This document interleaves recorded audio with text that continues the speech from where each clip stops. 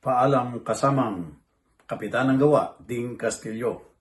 Taos pusong pakikipagdalamhati at pagpapabot ng paggalang mula kay Mabini, Batangas Mayor Noel Beatrix Luistro, ang buting kabiyak ni Batangas 2nd District Representative Atty. Jervil G. Beatrix Luistro sa pagpanaw ni Kagalang-galang Maynardo Ding Castillo.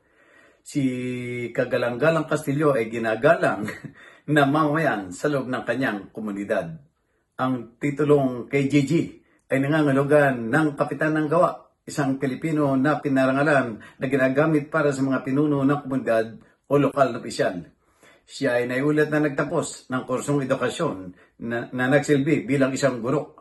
Ang kanyang ligasiya sa pamilya at serbisyo sa komunidad na may koneksyon din sa pamumuno sa relihiyon o sibiko ay binanggit ng mga tungkulin tulad ng Bicar Foreign sa mga naugnay na konteksto. Ang kanyang dedikasyon at tapat na paglilingkod sa bayan ay nananatiling inspirasyon sa bawat isa. Sa kanyang pamumuno at malasakit, marami ang nabigyang pag-asa at gabay. Hindi man siya kapiling ngayon, ang kanyang mga naiambag sa komunidad ay kailanman hindi malilimutan.